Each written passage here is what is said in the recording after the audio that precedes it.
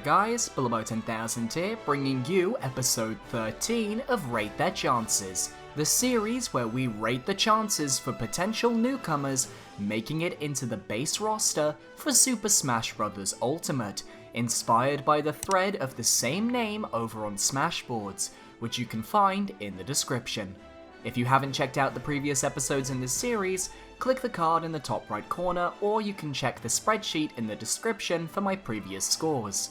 Before we get started, I'd just like to remind you guys that I have a Nintendo eShop gift card giveaway that is open until September the 1st to celebrate 10,000 subscribers.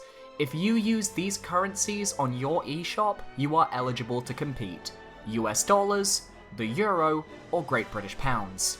You can find more information on this giveaway by following the link in the description below. So this is our first proper episode after the Smash Direct, and I've got a pretty good idea on the direction Nintendo will be taking going forwards.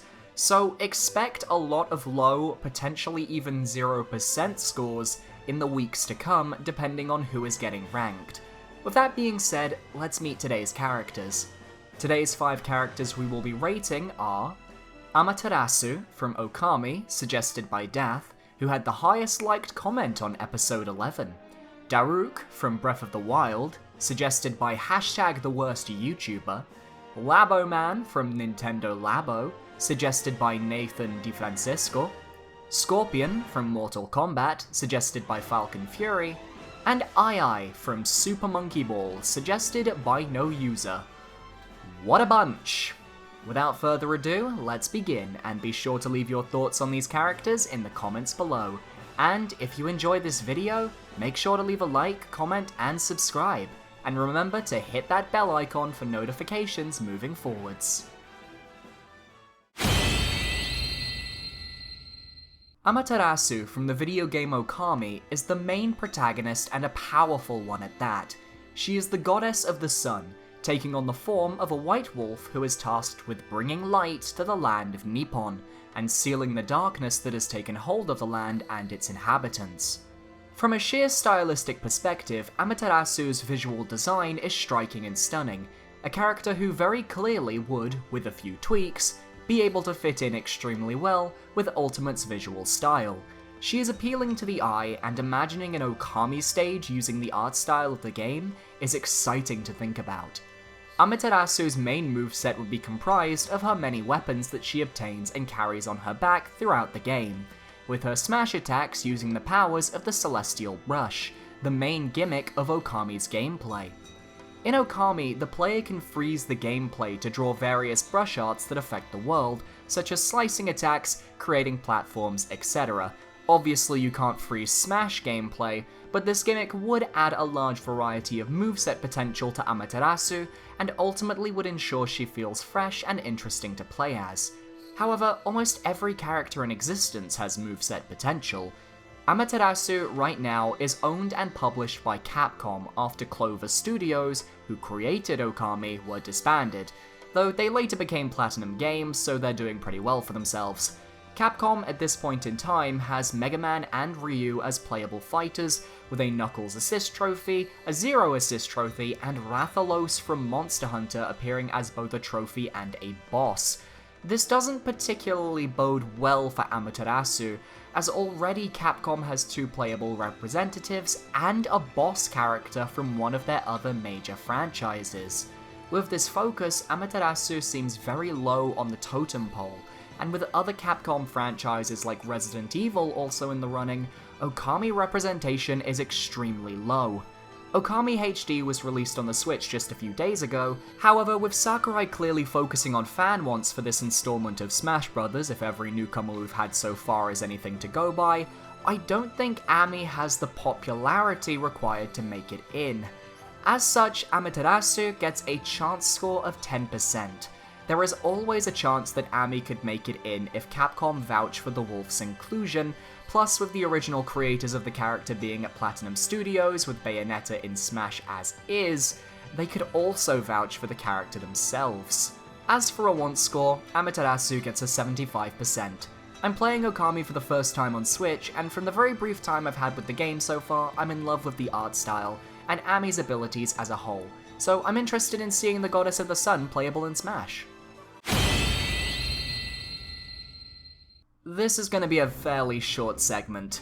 Daruk from The Legend of Zelda Breath of the Wild is a champion character who represents the Goron race when it comes to Zelda representation. He is a powerful and surprisingly mobile character, whose heavy swings and booming personality have captured the hearts of many who want him. With Gorons being a prominent feature across the entirety of the Zelda franchise, creating a moveset for Daruk wouldn't be an issue. They could take inspiration from Goron Link in Majora's Mask to help come up with a playable moveset using the Goron Roll or the Belly Flop. We do, however, have a lot of new heavy fighters with Ridley and King K. Rool, so I find it doubtful that we'll get another one announced anytime soon. But really, my thoughts on Daruk are the same as my thoughts on Mipha back in episode 7. He is a character who is, quite simply, not lining up with the current newcomer philosophy that seems to be taking place. Of all the newcomers we've seen so far, the Inklings are the most recent addition in terms of debut. That doesn't bode well for any of the champions so far, but Daruk already had the least chance of the 4 to be added due to his build and species having the least variety as far as a unique moveset goes, in my opinion. The only thing that keeps hope for Daruk and the other champions alive is that the Great Plateau Tower is a stage and is representation of Breath of the Wild. That being said, I think I can safely give Daruk a 5% chance score. Unlike Mipha, who sits at 15%, Daruk is a much harder character to implement, and with 2 heavy, unique newcomers already added, I just don't see a third coming along as well, though that is more speculation on my part than anything else. As for a want score, he gets a 30%. The Gorons are my least favourite race in The Legend of Zelda. I've never found them particularly interesting, and I'd much rather we see Urbosa or Revali make the leap to playable out of the 4 champions. Sorry, Daruk. Finally! I have been getting requests for this character for so long, and while his chances do not look good at all, in fact he's getting a 0%, I still want to introduce you all to the concept that is Labo Man. Labo Man, for those wondering, isn't actually a character per se, but a construct created from one of the various Labo crafting sets. He's a little cardboard man with a Joy-Con attached to his back, and he is used in one of the Labo's various games. Nintendo Labo is a very new addition to Nintendo's lineup, which certainly harms this character's chances. But think about the potential moveset. Aside from the character attacking with his cardboard fists, his major gimmick would be utilizing the various Labo creations such as the piano or the fishing rod to attack opponents. He would also be able to use the Joy-Con for more general attacks, using it as a boomerang amongst other things, making him the first playable character to fight using the controller that the player actually uses to play Smash Bros. He'd be in the same vein as Rob, in that he isn't a character but a device of sorts, and given how Rob has become a fan favourite, Labo Man could follow the same fate. And Labo Man could morph into the powerful Robot Labo for his final smash to bring the smackdown on his opponents. Cardboard has never been so dangerous. That being said, he's not getting into the base roster, and I'm more than okay with giving him a 0% chance score. Labo came out in 2018. That's later than Rex and Pyra, who I also gave a 0% chance score due to relevancy. So I've got to stay consistent here. But as with the aforementioned Rex and Pyra, DLC could be Labo Man's chance to break into the Smash scene. As for a want score, Labo Man gets a 90% because he is one of the most out there suggestions I have seen in a long time, and he would be a perfect way to advertise Nintendo Labo in a fun and interesting way. Labo Man, no items, final destination, let's go! Mortal Kombat, where do I even begin with this segment? Scorpion from the Mortal Kombat franchise is arguably the most iconic character in the series. With his famous "Get over here!" and his iconic kunai attacks, many have cited him as the perfect character to bring to Smash if we were to get Mortal Kombat representation other than Sub-Zero. His moveset is already created since he comes from a series of fighting games and has no end of potential attacks at his disposal, with his final smash being a non-lethal version of a fatality. I say non-lethal because Nintendo aren't going to have their characters killed in a bloody fashion to keep to the realism of Mortal Kombat. Mortal Kombat will have to adapt to Nintendo. When looking at Mortal Kombat, the character himself really isn't the problem. Scorpion is iconic, the series has been on Nintendo platforms, and people do want to see this crossover happen. However, here's where things get controversial. Firstly, the intent score of Mortal Kombat would have to seriously be watered down to get the pass into Smash Bros. Bayonetta had a similar treatment, though I'd argue Mortal Kombat does take the gore to the overall extremes that Bayonetta hasn't reached. It's violence for the sake of violence, and could hurt Mortal Kombat's representation in the franchise. On top of this, the franchise is owned by NetherRealm Studios, a subsidiary of Warner Bros. Entertainment Interactive, and a Western studio. With the last Direct, we got 2 more Western-based characters in Dark Samus, an American-created character, and King K. Rool, who was created by Rare. But with 3 out of a cast of 71 characters being Western-based, that doesn't ring well for Mortal Kombat regardless of the franchise's notoriety. It is a much beloved franchise, and many feel it deserves to be represented in Smash. But in my honest opinion, and I know some will disagree, Mortal Kombat will thrive better outside of Smash. If added to the series, it will be a tamer, watered-down version of what Mortal Kombat is, and would probably cause issues regarding the game's rating that Sakurai may not want to tackle. Scorpion as a character is fine. The franchise he comes from, though, is incredibly risque.